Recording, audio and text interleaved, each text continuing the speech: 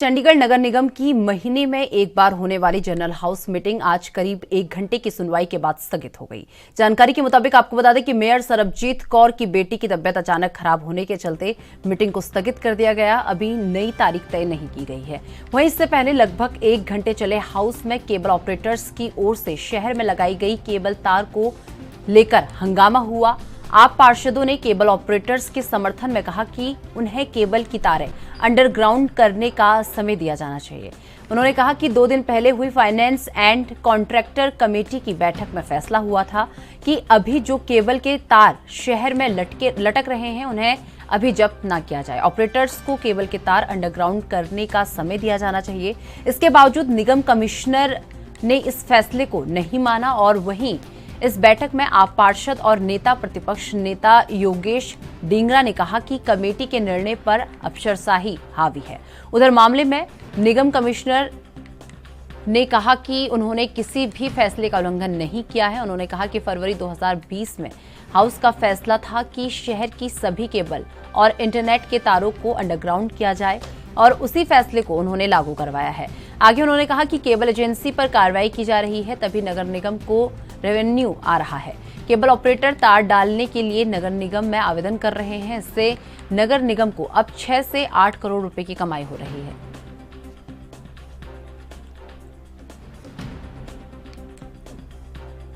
चंडीगढ़ नगर निगम की आज हम कहें कि बैठक हुई थी। उसमें एक मुद्दा जो बार बार गंवाता गया वो ये है कि चंडीगढ़ में केबल और इंटरनेट की तारें काटी जा रही है। इसको लेके आम आदमी की तरफ से सदन के अंदर सवाल भी खड़े किए। हमारे साथ भाजपा के सौरभ जोशी, उनसे बात करें। सर, सवाल ये है कि तारें काटने की ज़रूरत है और बोल रहे हैं कि ये गलत किया जाए, इसे कैसे देखें?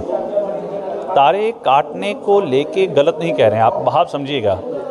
कहीं ना कहीं ये कन्फ्यूजन क्रिएट हो रही है कि जो आज के डिस्कशंस हैं वो किसी को क्लैरिटी नहीं आ रही थी। आपने नोटिस किया होगा कि सारे पार्षदों का एक मत तो है। एक मत ये है कि जो तारों का जाल है वो हटना चाहिए।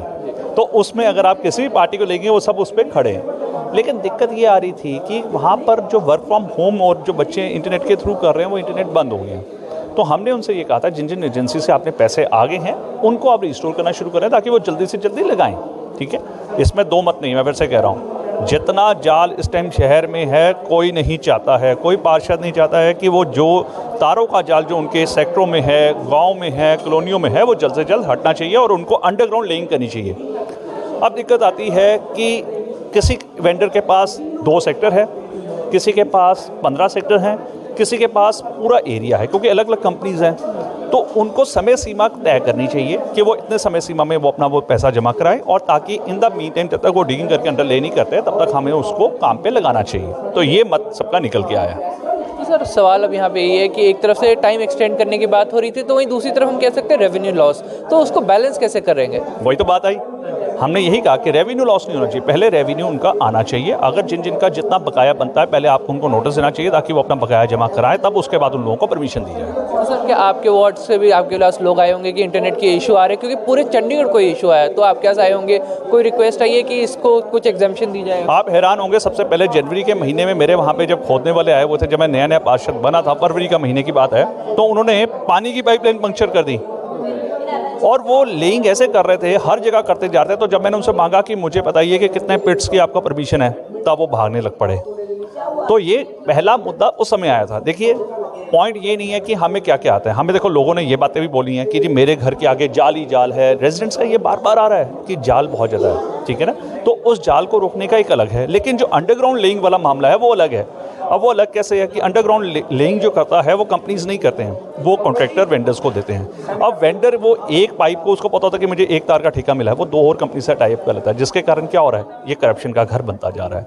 तो कहीं ना कहीं इसमें बहुत चीज़ें हैं जो बाहर निकल के आई हैं और इनका नकेल खींचना बहुत ज़रूरी था।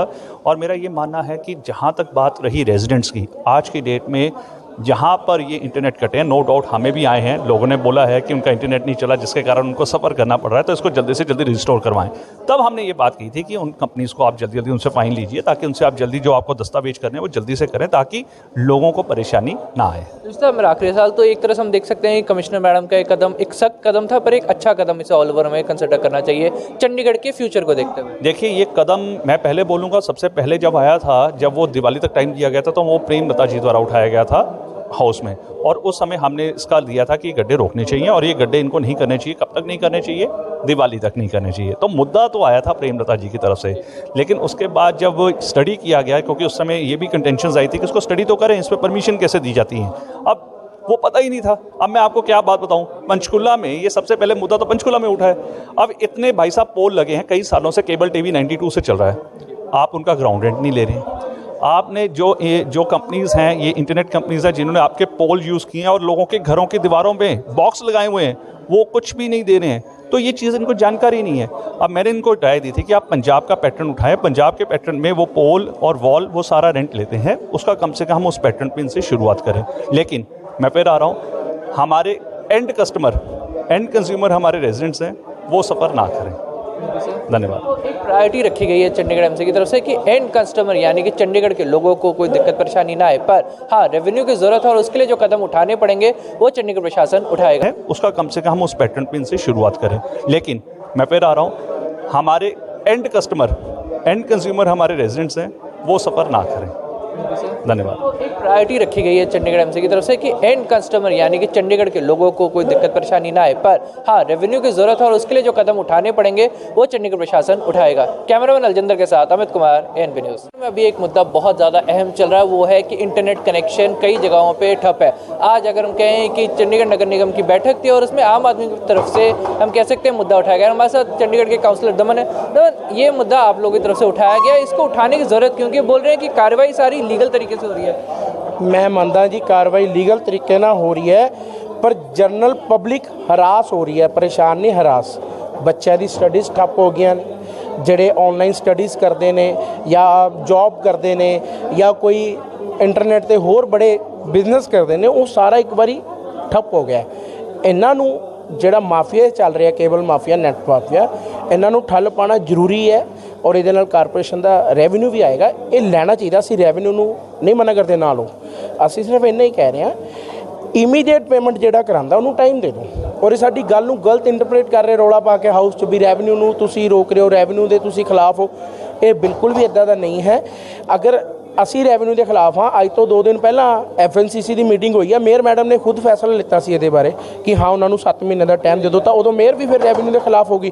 ਅੱਜ ਮੇਅਰ ਨੇ ਕਿਉਂ ਯੂ ਟਰਨ ਲਿੱਤਾ? ਇਹ ਸਿਰਫ ਪਾਰਟੀ ਨੂੰ ਬਦਨਾਮ ਕਰਨ ਦੀ ਕੋਸ਼ਿਸ਼ ਕੀਤੀ ਜਾ ਰਹੀ ਹੈ, ਐਸਾ ਕੁਝ ਨਹੀਂ ਹੈ। ਅਸੀਂ ਜਨਰਲ ਪਬਲਿਕ ਬਾਰੇ ਸੋਚਣਾ, ਅਸੀਂ ਜਨਰਲ ਪਬਲਿਕ ਦੇ ਨੁਮਾਇੰਦੇ, ਉਹਨਾਂ ਨੇ ਸਾਨੂੰ ਚੁਣ ਕੇ ਇੱਥੇ ਭੇਜਿਆ। ਜੇ ਉਹਨਾਂ ਦੇ ਬਾਰੇ ਗੱਲ ਨਹੀਂ ਕਰਾਂਗੇ ਤਾਂ ਕਿਹਨਾਂ ਬਾਰੇ ਕਰਾਂਗੇ? ਸੋ ਇੱਕ ਇਹ ਸਾਡਾ ਇੱਕ ਉਹ ਬਣ ਜਾਂਦਾ ਹੈ, ਉਹਨਾਂ ਪ੍ਰਤੀ ਸਾਡਾ ਇੱਕ ਬਣ ਜਾਂਦਾ ਕਿ ਅਸੀਂ ਉਹਨਾਂ ਦੇ ਲਈ ਬੋਲੀਏ, ਹਾਊਸ 'ਚ ਆਪਣੇ ਉਹਨਾਂ ਦੇ ਗੱਲ ਰੱਖੀ ਹੈ, ਉਹਨਾਂ ਦਾ ਜੋ ਅੰਦਰਲੀ ਗੱਲ ਹੈ ਸੁਝਾਅ ਰੱਖੀ ਹੈ। ਰੈਵਨਿਊ ਜਿਹੜਾ इमीडिएट यानी ਅੱਜ ਕੱਲ੍ਹ 'ਚ ਹੀ जमा करा देंदा, ਉਹਨੂੰ टाइम ਦਿੱਤਾ ਜਾਵੇ। ਸਾਡੀ यही मकसद है और यही मांग है। मतलब क्लियर कट है कि ऐसा नहीं है कि सबको टाइम दिया जाए, जो रेवेन्यू या फिर कहें जो फाइन और जो सब कुछ जमा करा रहा है उसको टाइम दिया जाए। बिल्कुल जी बिल्कुल। इधर पैसे जमा होए उधर ਉਹਨੂੰ टाइम ਦਿੱਤਾ, ਜਿਹਦੇ नहीं है सवेरे ਕੱਟ दो। ਸਾਨੂੰ ਦੱਸੋ ਵੀ ਆਹ ਕੰਪਨੀਆਂ ਨਾਲ ਜਾ ਕੇ ਘਟਾਵਾਂਗੇ SDOJ ਨਾਲ, ਪਰ ਐਟਲੀਸਟ ਪੈਸੇ ਜਮ੍ਹਾਂ ਕਰਾਉਂਦਾ। ਜੇ ਮੈਨੂੰ ਪਤਾ ਹੈ ਮੇਰੀ ਕੰਪਨੀ ਆਈ ਆ, ਮੈਂ 5 ਤੋਂ 6 ਕਰੋੜ ਰੁਪਈਆ ਜਮ੍ਹਾਂ ਕਰਾਉਣਾ, ਮੈਨੂੰ ਵੀ 5-6 ਦਿਨ 7 ਦਿਨ 10 ਦਿਨ ਚਾਹੀਦੇ ਉਹ ਪੇਮੈਂਟ ਅਰੇਂਜ ਕਰਨ ਲਈ ਜਾਂ ਬੈਂਕ ਤੋਂ ਲੋਨ ਲੈਣਾ। ਜਿੱਦਾਂ ਵੀ ਹਰ ਕੰਪਨੀ ਦਾ ਆਪਣਾ ਆਪਣਾ ਇੱਕ ਸਿਸਟਮ ਹੁੰਦਾ, ਟਰਮਸ ਐਂਡ ਹੁੰਦੀ ਹੈ, ਕੰਡੀਸ਼ਨ ਹੁੰਦੀ ਹੈ, ਤੇ ਉਹਨਾਂ ਨੂੰ ਇੰਨਾ ਕੁ ਦਾ ਟਾਈਮ ਦਿਓ, ਹਫਤਾ 5 ਦਿਨ ਵੀ ਇਮੀਡੀਏਟ 1 ਵੀਕ 'ਚ ਪੇਮੈਂਟ ਕਰਾਓ ਜੀ, ਇਮੀਡੀਏਟ 15 डेज पेमेंट कराओ जी, उस तो बाद कट दो।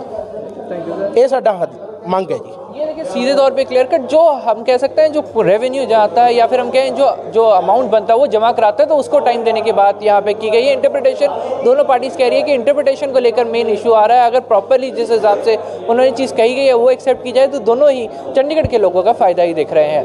चंडीगढ़ से कैमरामैन अलजिंदर के साथ अमित कुमार, ANP।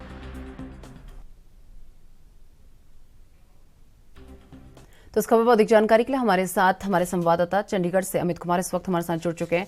अमित, अगर बात कर ली जाए, आज चंडीगढ़ में जनरल हाउस में मीटिंग हुई थी जिसमें केबल ऑपरेटर्स का मुद्दा काफी गरमाया था, एक बार पूरी जानकारी।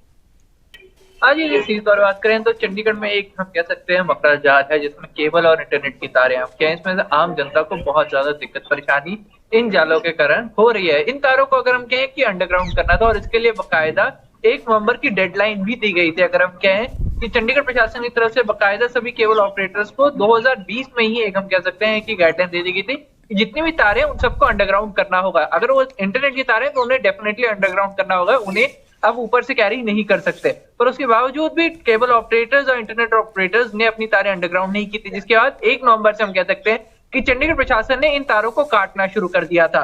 ऑफ कोर्स चंडीगढ़ प्रशासन की तरफ से जो कार्रवाई की गई थी वो पूरी तरह से लीगल थी, पर इसका खामियाजा क्या हम कह सकते हैं कि ऑपरेटर ज्यादा आम जनता को उठाना पड़ रहा है, क्योंकि जैसे आप सबको पता है कि आज के टाइम पे हर कोई या तो वर्क फ्रॉम होम कर रहा है या फिर ज्यादातर हम कहें कि एजुकेशन ऑनलाइन मीडियम से हो रही है, तो उससे काफी ज्यादा लोगों को दिक्कत परेशानी आ रही थी। उस चीज को देखते हुए हर के मतलब जो लोग हैं वो अपने अपने काउंसलर्स के आगे उनसे अपील की थी कि इस चीज को रिकंसिडर किया जाए, ज्यादा टाइम दिया जाए या फिर सभी पैटर्न पे कोई ना कोई लीनेंसी रखी जाए। इसको लेके सभी काउंसलर्स आज हाउस मीटिंग पहुंचे थे और खुद आम आदमी पार्टी के काउंसलर की तरफ से बात रखी गई कि इसको एक्सटेंड करने के लिए टाइम दिया जाए।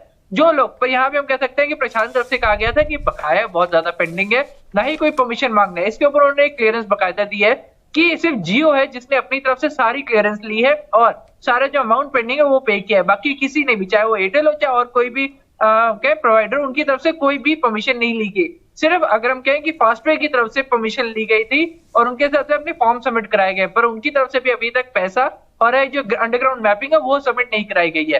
तो ऑल ओवर एक चीज जो क्लियर कट नजर आई है कि जब तक ऑपरेटर्स खुद आगे नहीं आएंगे, जब तक वो अपना बकाया नहीं भरेंगे, तब तक कोई लीनेंसी चंडीगढ़ प्रशासन की तरफ से नहीं दी जाएगी। यहाँ पे हम कह सकते हैं कि भाजपा के काउंसलर इस बात पे सहमति जाते हुए नजर आए कि इससे क्योंकि अब तक कोई पैसे नहीं भरे जा रहे, इससे करीब चंडीगढ़ प्रशासन को 6 से 8 करोड़ का वित्तीय नुकसान हो रहा है और वो नुकसान चंडीगढ़ प्रशासन को नहीं झेलना चाहिए और बाकायदा उन्हें जो कार्रवाई है वो सख्त कार्रवाई करनी चाहिए। इसको लेकर हम कह सकते हैं कहीं ना कहीं एक आज की बहस चलती रही। वहीं अगर हम कह सकते हैं कि आज क्योंकि मेयर मीटिंग थी, आज वो उसको जल्दी रैप अप करना पड़ा क्योंकि मेयर जो चंडीगढ़ की मेयर है सरबजीत कौर, उनकी बेटी की तबीयत खराब थी, तो जिसके चलते हम कह सकते हैं आज सिर्फ यही मुद्दा हम कह सकते हैं चंडीगढ़ के हाउस में उठ पाया। वहीं अमित, अगर बात कर ले, आम आदमी पार्टी ने भी इस मीटिंग के दौरान कई आरोप लगाए हैं, अफसरशाही को लेकर उन्होंने बात कही है और नगर निगम ने भी इसमें अपना जो है तर्क रखा है। हाँ जी, देखिए बिल्कुल सही कह सकते हैं कि आम आदमी पार्टी के अगर हम कहें काउंसिलर की तरफ से एलिगेशन लगाए गए थे कि जो चंडीगढ़ की कमिश्नर है वो ओवर रूल कर रही है उन्हें, कि उनके पास अथॉरिटी नहीं है। तो इसके ऊपर हम कह सकते हैं कि सीधे तौर पे चंडीगढ़ की कमिश्नर अंदा मित्रा सीधे तौर पे उन्हें बकायदा हाउस की प्रोसीडिंग्स बताई कि ये आपके ही दिए गए ऑर्डर्स है, आप ही ने जो हाउस में मिलकर डिसाइड किया था कि देखिए कि इन सभी तारों को 2020 में ये ऑर्डर हाउस ने पास किया था कि इन सबको अंडरग्राउंड करना होगा। उसके बाद आप कहें कि एक डेडलाइन, दिवाली तक की डेडलाइन भी हाउस ने पास की थी कि दिवाली हम कहें कि नवंबर तक की डेडलाइन दी जाएगी जिसमें सब कुछ अंडरग्राउंड करना होगा और उसके बाद अगर वो ऐसा नहीं होता है तब बनती कार्रवाई उनके ऊपर की जाएगी। और यही चीज है, हम कहें कि बाकायदा ड्यू नोटिस दिया गया और सब कुछ with in rules and regulation. तो उसके बावजूद हम कह सकते हैं कि जब ऑपरेटर्स ने कोई कार्रवाई नहीं की, जो उन्होंने अपनी वायर्स अंडरग्राउंड नहीं की, तब तार काटने की प्रक्रिया शुरू की गई, उन्हें अगर के रिमाइंडर दिए गए, उन्हें बाकायदा परमिशन के लिए बोला गया, उनसे बाकायदा पैसे जमा कराने के लिए बोला गया। तो आप देख सकते हैं कि चंडीगढ़ प्रशासन की तरफ से अपनी तरफ सारे कदम पूरे पुख्ता किए गए, पर कहीं ना कहीं केवल ऑपरेटर्स काउंसलर्स की आड़ में अपने आप को बचाना चाहते थे और उसको लेकर कह सकते हैं कि खुद कमिश्नर ने एक सीधा जवाब दिया कि सब कुछ with in rules and regulation और कहीं पर भी किसी की भी पावर को ओवरस्टेप नहीं किया गया।